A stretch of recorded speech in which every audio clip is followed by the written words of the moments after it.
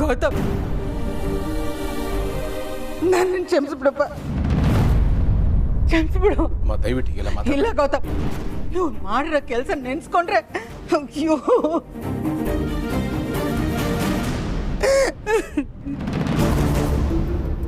ನೋಡು, ಅಮ್ಮನೂ ನೊಂದ್ಕೊಳ್ಳೋ ಹಾಗೆ ಮಾಡ್ಬಿಟ್ಟಿಯಲ್ಲ, ಯಾಕೋ ಹೀಗೆ ಮಾಡಿದೆ? ಯಾಕೆ ಹಾಗೆ ಗರ ಬಡ್ದವ್ರಾಗ ನಿಂತ್ಕೊಂಡಿದ್ಯಾ ಹೇಳು. ಹೇಳು ಜೈ, ಯಾಕೆ ಕದ್ದೆ ಹಾರಾನ? ನೀನು ಹಾರ ಕದ್ದು ಆನಂದ ಮೇಲೆ ಬರೋ ತರ ಯಾಕೆ ಮಾಡ್ದೆ ಹೇಳು? ಅವತ್ತು ನೀನು ಮತ್ತೆ ಆನಂದ್ ಬ್ರೋ ಸೇರ್ಕೊಂಡು ನನ್ನ ಕ್ಲೋಸ್ ಫ್ರೆಂಡನ್ನ ಕಂಪ್ನಿಯಿಂದ ಆಚೆ ಹಾಕಿದ್ರಲ್ಲ, ಆ ಕೋಪಕ್ಕೆ ನಾನೀಗ ಮಾಡ್ಬಿಟ್ಟೆ. ಏಯ್,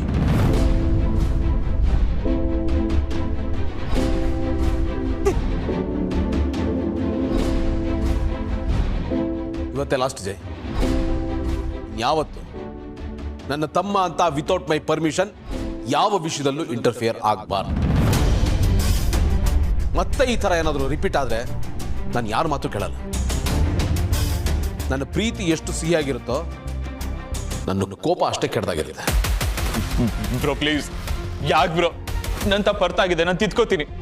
ಏನು ಬೇಕಾಗಿಲ್ಲ, ಮಾಡಿದೆಲ್ಲ ಮಾಡಿ ಸರಿ ಹೋಗ್ತಾನಂತೆ. ನೀನ್ ಈ ಮನೆ ಬಿಟ್ಟು ಎಲ್ಲೂ ಹೋಗ್ಬಾರ್ದು, ಇಲ್ಲೇ ಬಿತ್ಕೊಂಡಿರ್ಬೇಕು. ಇನ್ಮೇಲೆ ಆಫೀಸಿಗೆ ಹೋಗಾಗಿಲ್ಲ, ಯಾವ ಜವಾಬ್ದಾರಿನೂ ಹ್ಯಾಂಡಲ್ ಮಾಡಂಗಿಲ್ಲ. ನಿನ್ ಪಾಲಿಗೆ ಎಲ್ಲ ಮುಗ್ದೋಯ್ತು ಅಂತ ಅನ್ಕೋ.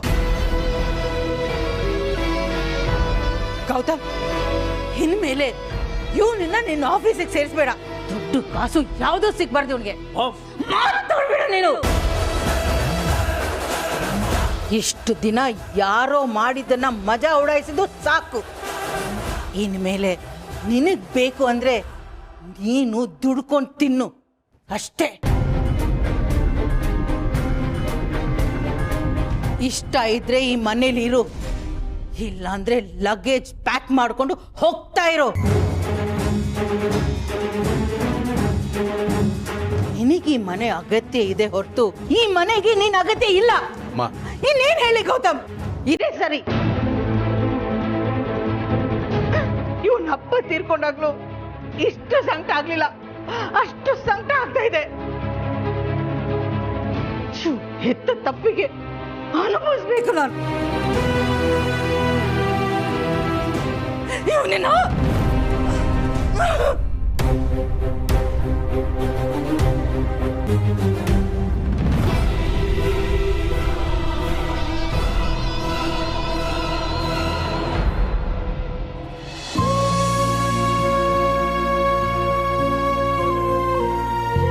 ಎಷ್ಟೇ ಪ್ರೀತಿ ವಿಶ್ವಾಸದಿಂದ ನೋಡ್ಕೊಂಡ್ರು ಅವ್ರ ಕೆಟ್ಟ ಬುದ್ಧಿ ಬಿಡೋದೇ ಇಲ್ಲ. ಇನ್ನು ಏನೇನ್ ನೋಡ್ಬೇಕೋ ಈ ಕಣ್ಣಲ್ಲಿ. ಅಜ್ಜಿ,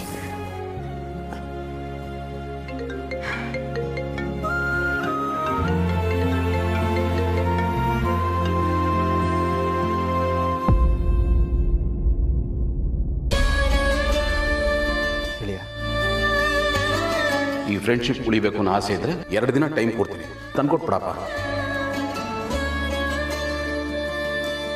ನನ್ನಿಂದ ದೊಡ್ಡ ತಪ್ಪಾಗೋಯ್ತು ಆನಂದ್, ಸದ್ಯ ಕ್ಷಮಿಸ್ಬಿಡು. ನೀನು ಸಾರಿ ನೀನೇ ಇಟ್ಕೊಳ್ಳೋ. ಏನು ಸಾರಿ ಹೇಳೋಷ್ಟು ನಾವು ದೂರ ಆಗ್ಬಿಟ್ಟಿದ್ದೀವಾ? ಒಂದು ವೇಳೆ ತಪ್ಪು ಮಾಡಿದ್ರು ಕ್ಷಮಿಸಕ್ಕಾಗದಿರೋಂಥ ಸಂಬಂಧ ಏನೋ ನಮ್ಮದು. ಯಾಕೋ ಈ ಥರ ಮಾತಾಡಿ ನೋಯಿಸ್ತೀಯಾ? ಇಲ್ಲ ಕಣ, ಎಂಥ ದಡ್ಡ ನಾನು. ಅವತ್ತು ಹಾರ ನೀರೇ ತಗೊಂಡೆ, ಕಳೆದೋಗಿದೆ ಅಂತೆಲ್ಲ ಹೇಳಿದೆ. ನಾನು ಯಾವುದೂ ಕಿವಿ ಮೇಲೆ ಹಾಕ್ಕೊಳ್ಳಿಲ್ಲ. ನನಗೆ ನನ್ನ ಫ್ಯಾಮಿಲಿ ಬಾಂಡೇಜ್ ಕಟ್ಟಾಕ್ಬಿಟ್ಟಿತ್ತು ಕಣ. ಎಲ್ಲ ನನ್ನ ಕೈ ಮೀರಿ ನಡೆದೋಯ್ತು. ಐ ಆಮ್ ಸಾರಿ ಕಣ. ನೀನು ಸುಮ್ಮನೆ ಇರ್ಬೇಕಷ್ಟೇ. ಈಗ ಈ ಸಂದರ್ಭದಲ್ಲಿ ನಿನಗೊಂದು ವಿಷಯ ಹೇಳ. ಈಗ ನಾವಿಬ್ಬರು ದೂರ ಆಗಿ ಎಷ್ಟು ನೋವು ಅನುಭವಿಸ್ತೋ ಅದಕ್ಕಿಂತ ಜಾಸ್ತಿ ಸಂಕಟ ಪಟ್ಟವರು ಒಬ್ಬರಿದ್ದಾರೆ ಕಣ. ಯಾರು? ಅತ್ತಿಗೆ. ಹೌದು ಗೆಳೆಯ, ನಿನ್ನ ಕಾಪಾಡಕ್ಕೆ, ನಿನ್ನ ಜೋಪಾನ ಮಾಡೋಕ್ಕೆ ಆ ದೇವ್ರಂತ ಅತ್ತಿಗೆನ ನಿನ್ನ ಹತ್ರ ಕಳಿಸ್ಕೊಟ್ಟಿದ್ದಾರೆ. ಅವರು ಸಾಮಾನ್ಯವಾದವರಲ್ಲ. ಕ್ಲಾಸ್ ರೂಮಲ್ಲಿ ಮಾತ್ರ ಟೀಚರ್ ಅಲ್ಲ, ಅವರು ಹೊರಗಡೆನೂ ಟೀಚರೇ. ಅವರಿಂದ ಕಲಿಯೋಕ್ಕೆ ತುಂಬ ಇದೆ ಕಣ. ಏನು ಗೊತ್ತಾ ಗೆಳೆಯ, ಇವತ್ತು ನಾನು ನೀನು ಮತ್ತೆ ಒಂದಾಗಿದ್ದೀವಿ, ಈ ಥರ ಮಾತಾಡ್ತಾ ಇದ್ದೀವಿ, ಸಂತೋಷವಾಗಿದ್ದೀವಿ ಅಂದರೆ ಅದಕ್ಕೆ ಕಾರಣ ಯಾರು ಗೊತ್ತೇನೋ? ಅತ್ತಿಗೆನೆ.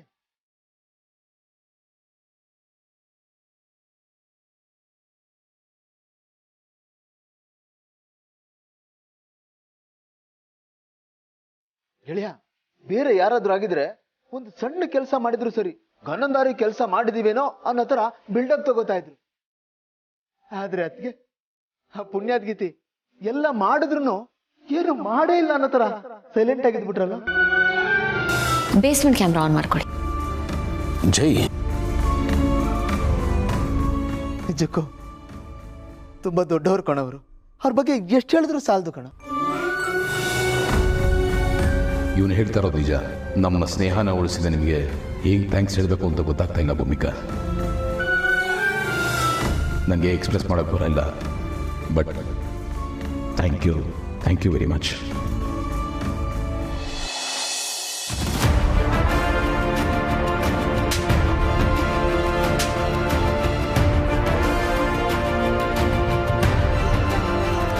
ಅಳಿಮಯ್ಯ, ಅಪ್ಸೆಟ್ ಆಗ್ಬೇಡ ಕಣೋ.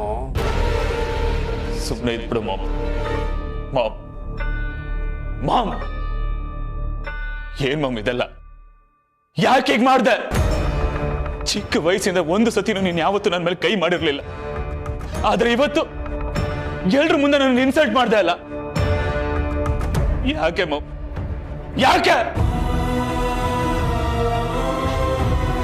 ಇಷ್ಟೆಲ್ಲ ಮಾಡಿದ್ರ ಬದಲು ಒಂದೇ ಸರ್ತಿ ನನ್ನ ಶೂಟ್ ಮಾಡಿ ಸಾಯಿಸ್ಬೋದಿತ್ತಲ್ವಾ? ಅದೇ ಬೆಟರ್ ಇರ್ತಿತ್ತು. ನೋಡು ಜೈ, ಸ್ಟಾಪ್ ಇಟ್ ಮಾಮ್. ಹೊಡೆದಾಗೋಯ್ತು, ಹೊಡ್ತಾ ತಿಂದು ಆಯ್ತು.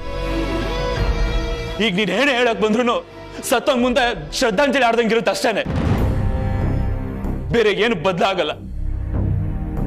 ನನಗೆ ಚೆನ್ನಾಗಿ ಅರ್ಥ ಆಗೋಯ್ತು ಮಾಮ್ಸ್, ನಿಮ್ಮಗಳ ಪಾಲಿಟಿಕ್ಸ್ ಬುದ್ಧಿ ನನಗೆ ತುಂಬಾ ಚೆನ್ನಾಗಿ ಅರ್ಥ ಆಗೋಯ್ತು. ನಿನಗೆ ಈ ಮನೆಯಲ್ಲಿ ನಿನ್ನ ಸ್ಥಾನ ಉಳಿಸ್ಕೊಳ್ಳೋದು ಅಷ್ಟೇ ಮುಖ್ಯ ಆಗೋಯ್ತಲ್ವಾ? You were just worried about your position. ಅದಕ್ಕೆ ಸ್ವಂತ ನಿನ್ನ ಹೆತ್ತ ಮಗನೇ ಕಳ್ಳ ಅನ್ನೋ ರೀತಿ ಮಾಡ್ಬಿಟ್ಟೆ. ನನ್ನನ್ನ ಬಿಟ್ಟು ಹೋಗಿ ಅವನಿಗೆ ಸಪೋರ್ಟ್ ಮಾಡ್ತೀಯ ನೀನು. ಯಾಕೆ ಹೀಗೆ ಮಾಡ್ದೆ? ನನಗೆ ಆಗ್ತಿರೋ ಅವಮಾನಕ್ಕೆ ಈಗಲೇ ಶೂಟ್ ಮಾಡ್ಕೊಂಡು ಸತ್ತೋಗ್ಬಿಡೋಣ ಅಂತ ಅನಿಸ್ತಿದೆ. ಯಾಕೆ ಬದುಕ್ಬೇಕು ನಾನು? ಒಂದೇ ಒಂದು ಕಾರಣ ಕೂಡ ನಾನು ಇನ್ನೂ ಯಾಕೆ ಬದುಕಿರ್ಬೇಕು? ಸಾಕು ಸುಮ್ಮನೆ. ಏನಾಗಿದೆ ನಿನಗೆ? ಬುದ್ಧಿ ಇಲ್ಲದೆ ಇರೋ ತರ ಮಾತಾಡ್ತಿದ್ಯಲ್ಲ ನೀನು. ಇಷ್ಟೇ ನೀನ್ ನನ್ನನ್ನು ಅರ್ಥ ಮಾಡ್ಕೊಂಡಿದ್ದು. ಅವನ್ ನಿನ್ ಮೇಲೆ ಕೈ ಮಾಡಿರೋದು ನನಗೆ ಇಷ್ಟ ಆಗ್ಲಿಲ್ಲ. ನಿನಗೆ ಏಟ್ ಬಿದ್ದಿರ್ಬೋದು, ಆದ್ರೆ ನಿನಗಿಂತ ಜಾಸ್ತಿ ನೋವಾಗಿರೋದು ನನಗೆ. ಮಾತಾಡಕ್ ಬರತ್ತೆ ಅಂತ ಸುಮ್ನೆ ಏನೇನೋ ಮಾತಾಡ್ಬೇಡ. ಸುಮ್ನೆ ಇರು ಮಾಮ್. ಇವತ್ ನಾನ್ ನಿನ್ ಮೇಲೆ ಕೈ ಮಾಡ್ಲಿಲ್ಲ ಅಂದಿದ್ರೆ ಗೌತಮ್ ಇನ್ನಷ್ಟು ನಿನ್ನ ಹೊಡಿತಾ ಇದ್ದ. ಅವನಿಗೆ ನಿನ್ ಮೇಲೆ ಅಷ್ಟು ಕೋಪ ಇತ್ತು. ಅವನು ಇನ್ನೂ ನಿನ್ನನ್ನು ಹೊಡಿಬಾರ್ದು ಅನ್ನೋ ಕಾರಣಕ್ಕೆ ನಾನು ಈ ಕೆಲಸ ಮಾಡಿದ್ದು. ನೋಡ್ದ ಇವತ್ತು ಯಾರೋ ರೋಡಲ್ಲಿ ಹೋಗೋನ್ಗೋಸ್ಕರ ನನ್ ಮಗನ ಮೇಲೆ ನಾನು ಕೈ ಮಾಡಿದ್ನಲ್ಲ, ನಾನು ಸಾಯ ತನಕ ಮರೆಯಲ್ಲ. ಈ ನೋವು ಕೊನೆ ತನಕ ಉಳಿದೋಗಿರುತ್ತೆ, ನನ್ನ ಜೊತೆನೆ ಸಾಯುತ್ತೆ. ನೋಡು, ತಾಯಿ ಮಮತೆ ಅನ್ನೋದು ಇದಕ್ಕೆ ಕಣೋ. ಸಾರಿ ಕಂದ, ನನ್ನನ್ನು ಕ್ಷಮಿಸ್ಬಿಡು. ಸಾಕು ಮಾಮ್, ಪ್ಲೀಸ್. ನೀನೇನೇ ಹೇಳಿದ್ರು ನನಗೆ ಸಮಾಧಾನ ಆಗಲ್ಲ, ಸಮಾಧಾನ ಆಗಕ್ಕೆ ಸಾಧ್ಯನೂ ಇಲ್ಲ. ಬೇಕಾದ್ರೆ ನೀನು ನೋಡ್ದಿರೋ ಹೇಟನ್ನು ನನಗೂ ಮರಿತೀನಿ ಅಂತ ಇಟ್ಕೊಳ್ಳೋಣ, ಓಕೆ. ಆದ್ರೆ ನನ್ನ ಆಫೀಸಿಗೆ ಹೋಗ್ಬೇಡ ಅಂತ ಅಂದ್ಯಲ್ಲ, ಯಾವ ಜವಾಬ್ದಾರಿನೂ ತಗೋಬೇಡ ಅಂತ ಅಂತ್ಯ. ಯಾಕೆ? ಅದ್ಯಾವ್ದು ಇಲ್ಲ ಅಂದ್ಮೇಲೆ ನಾನು ಬದುಕಿದ್ದು ಏನ್ ಪ್ರಯೋಜನ ಮಾಮ್? Fine ma'am, fine. ನನಗೆಲ್ಲ ಚೆನ್ನಾಗಿ ಅರ್ಥ ಆಗ್ತಿದೆ. ಯಾಕೋ ಏನೇನೋ ಮಾತಾಡಿ ನನ್ನ ಇನ್ನೂ ಹರ್ಟ್ ಮಾಡ್ತಾ ಇದೀಯಾ? ನೀನೇ ಯೋಚನೆ ಮಾಡು. ನೀನು ಆಫೀಸಿಗೆ ಬರಬೇಡ ಅಂತ ಗೌತಮ್ ಬಾಯಿಯಿಂದ ಏನಾದರೂ ಬಂದಿದ್ರೆ ಅದೇ ಫೈನಲ್ ಆಗ್ತಿತ್ತು. ಇನ್ನು ಲೈಫ್ ಲಾಂಗ್ ನೀನು ಆಫೀಸ್ ಕಡೆ ತಲೆ ಕೂಡ ಹಾಕಕ್ಕಾಗ್ತಿರ್ಲಿಲ್ಲ. ಹಾಗೇನಾದರೂ ಆಗಿದ್ದಿದ್ರೆ ನಿನಗೂ ಅವಮಾನ ಆಗ್ತಿತ್ತು, ನನಗೂ ಅವಮಾನ ಆಗ್ತಿತ್ತು. ನಾನು ಹೇಳಿದರೆ ನಿನಗೆ ಆಫೀಸ್ ಒಳಗೆ ಯಾವಾಗ ಬೇಕಾದರೂ ಎಂಟ್ರಿ ಕೊಡಿಸ್ಬೋದು. ಅದಕ್ಕೆ ಹಾಗೆ ಮಾಡಿದೆ. ನನ್ನನ್ನು ಅರ್ಥ ಮಾಡ್ಕೊಳ್ಳೋ. ನಾನು ಏನೇ ಮಾಡಿದ್ರು ನಿನಗೋಸ್ಕರ. ಇದೆಲ್ಲ ಮಾಡಿದ್ದು ನಿನಗೋಸ್ಕರ. Please mom, stop it. ನನಗೆ ಎಲ್ಲ ಕ್ಲಾರಿಟಿನೂ ನೀಟಾಗಿ ಸಿಕ್ಕಿದೆ. It's all about your ego. ನಿನ್ನ ಈಗೋನ ಸ್ಯಾಟಿಸ್ಫೈ ಮಾಡ್ಕೊಳ್ಳೋದಕ್ಕೆ ನನ್ನ ಮಾನ ಮರ್ಯಾದೆನ ಹೋಲ್ಸೇಲ್ ಆಗಿ ತೆಗ್ದಲ್ಲ. Thank you so much. Jai Jai Jai, ನನ್ನ ಮಾತು ಕೇಳು. ಅಣ್ಣ, ಇವನಿಗೆ ಹೇಗಣ್ಣ ಅರ್ಥ ಮಾಡಿಸೋದು? ನನ್ನ ಮಕ್ಕಳು ನೋವು ಅನುಭವಿಸಬಾರ್ದು ಅಂತ ಇಷ್ಟೆಲ್ಲ ನಾನು ಕಷ್ಟಪಟ್ಟೆ. ಆದ್ರೆ ಈಗ ನನ್ನ ಮಕ್ಕಳು ನೋವು ಅನುಭವಿಸೋ ಥರ ಆಯ್ತಲ್ಲ ಅಣ್ಣ.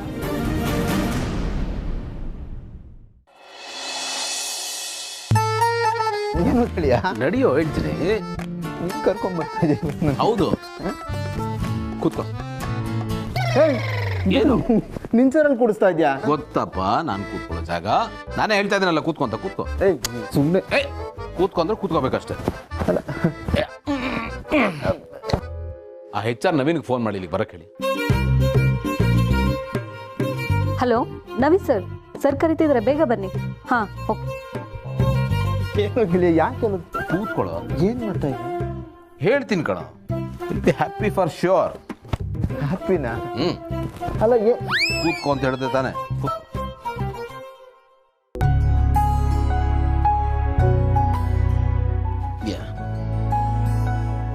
ತಗೋಯ್ತು. ಏನಾಯ್ತು? ತಗೊಳ್ಳೋ. ನಿನ್ ಏನು ಅಂತ ಹೇಳಪ್ಪ. ಓಪನ್ ಮಾಡಿ ನೋಡು. ಕಮಾನ್, ಓಪನ್ ಇಟ್ ಮ್ಯಾನ್. ಹೇಳೋ.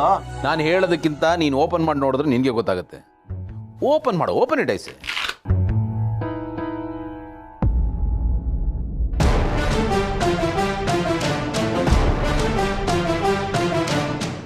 ಏನು ಇದು ಸರ್ಪ್ರೈಸ್ ಅಂತ ಈ ತರ ಶಾಕ್ ಕೊಡ್ತಾ ಇದೀಯಾ? ನನ್ನನ್ನು ಈ ಕಂಪ್ನಿ CEO ಆಗಿ ನೋಡೋ, ಇದನ್ನೆಲ್ಲ ನಾನು ಮೊದಲೇ ಮಾಡಬೇಕಾಗಿತ್ತು. ಇವತ್ತು ಮಾಡ್ತಾ ಇದ್ದೀನಿ. ಕಂಗ್ರ್ಯಾಚುಲೇಷನ್ಸ್.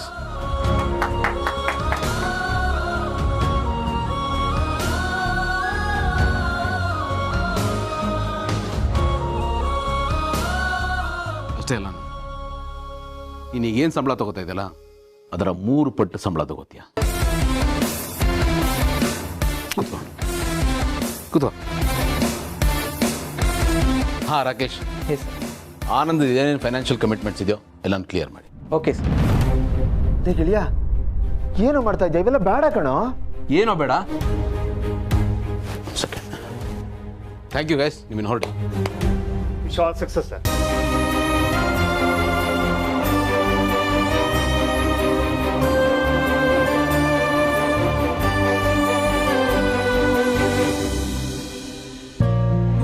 ನೀನು ಲೋನ್ ಮಾಡ್ಕೊಂಡಿದ್ಯಾ? ದುಡ್ಡಿನ ಅವಶ್ಯಕತೆ ಇದೆ ಅಂತ ನನಗೆ ಯಾಕೋ ಹೇಳಲಿಲ್ಲ. ಯಾಕೋ ಮುಚ್ಚಿಟ್ಟೆ? ಗೆಳೆಯ, ಅದು ನನ್ನ ಪರ್ಸನಲ್ ಪ್ರಾಬ್ಲಮ್ಸ್ ಕಣೋ. ಪರ್ಸ್ನಲ್? ನನ್ನ ನಿನ್ನ ಮಧ್ಯೆ ಅಂತದ್ದು ಪರ್ಸ್ನಲ್ಲು? ನನಗೆ ಗೊತ್ತು. ನಿನಗೆ ಒಂದು ಫ್ಯಾಮಿಲಿ ಇದೆ. ಆ ಫ್ಯಾಮಿಲಿಗೆ ಪ್ಲಾನ್ಸು, ಕಮಿಟ್ಮೆಂಟ್ಸು ಅಂತ ನೀನು 1000 ಇರುತ್ತೆ. ನನ್ನ ಹತ್ರ ಹೇಳ್ಕೊಳಕ್ಕೆ ಏನೋ ಸಂಕೋಚ ನಿನಗೆ?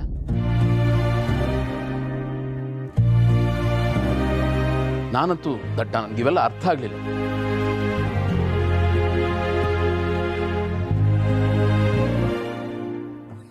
ನಿಮಗೆ ನಿಮ್ಮದೇ ಆದ ಒಂದು ಜೀವನ ಇರುತ್ತೆ, ಬೇಕುಗಳಿರ್ತವೆ, ಆಸೆಗಳಿರ್ತವೆ, ಕನಸುಗಳಿರ್ತವೆ.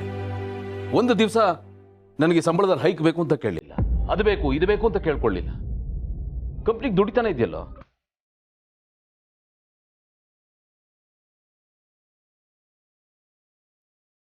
ನಾನು ನಿನ್ನ ಕಷ್ಟ ಸುಖನ ಅರ್ಥ ಮಾಡ್ಕೊಳ್ದೆ ಎಡಬಿಟ್ಟೆನೋ ಗಿಲ್ಟ್ ಕಾಡ್ತಾ ಇದೆ ಕಣ.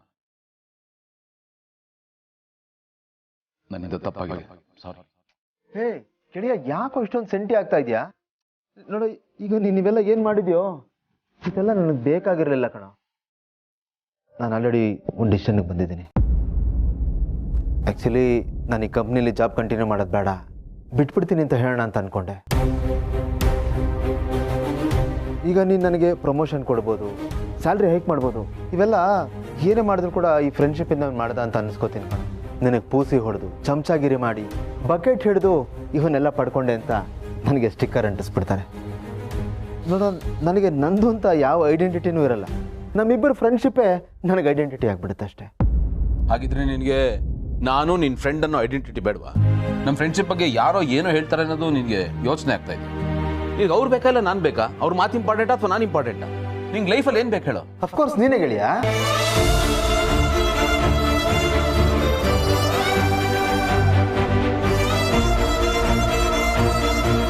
ಇನ್ನೊಂದು ಪ್ರಾಮಿಸ್ ಮಾಡಬೇಕು.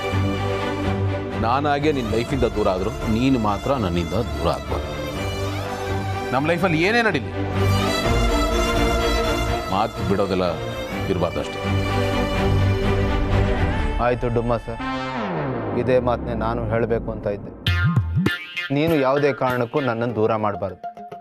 ಮಾತಾಡಲಿಲ್ಲ ಅಂದರೆ ತುಂಬ ನೋವಾಗುತ್ತೆ ಗೆಳೆಯ.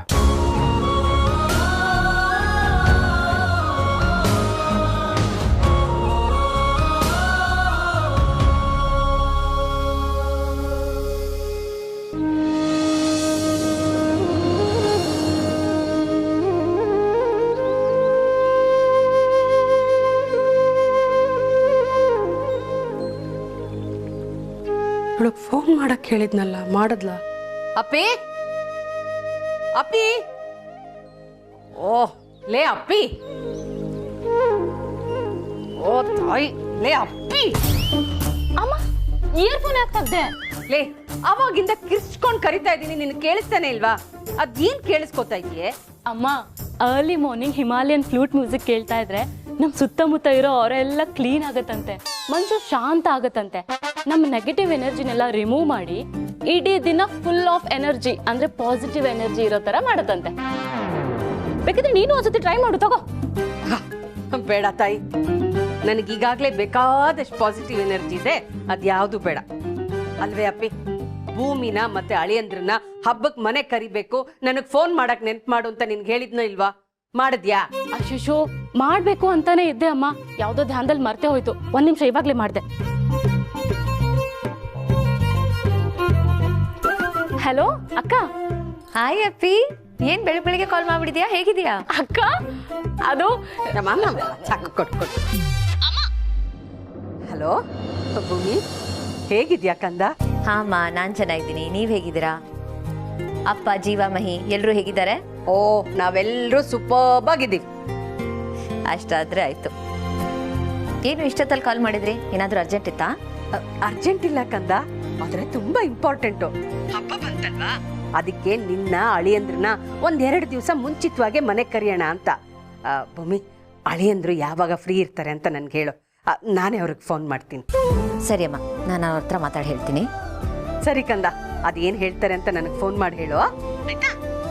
ತಿಂಡಿಗೆ ಏನ್ ಮಾಡಿದ್ದಾರೆ? ಗೊತ್ತಿಲ್ಲ ಅಮ್ಮ, ಏನ್ ಮಾಡಿರ್ತಾರೆ ಅಂತ. ಹೋಗಿ ನೋಡ್ಬೇಕು.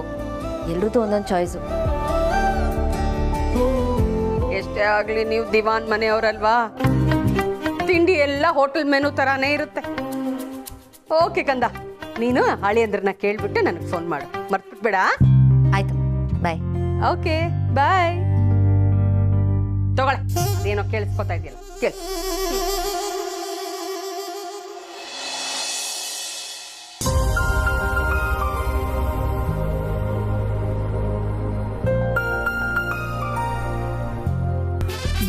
ಐ ಆಮ್ ಸೋ ಸಾರಿ, ನಾನು ನಿಮ್ಮ ಹತ್ರ ಮಾತಾಡಕ್ಕೆ ಅಂತ ಬರ್ತಿದ್ದೆ, ಅಷ್ಟರಲ್ಲಿ ನೀವು ಟರ್ನ್ ಆದ್ರಿ. ನಾನು ಅದೇ ಟೈಮ್.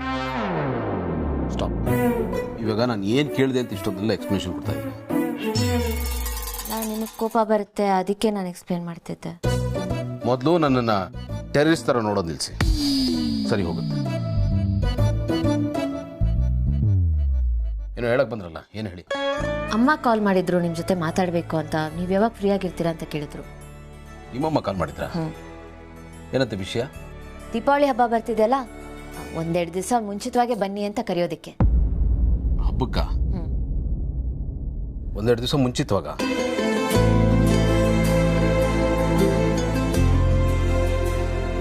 ಭೂಮಿಕಾ,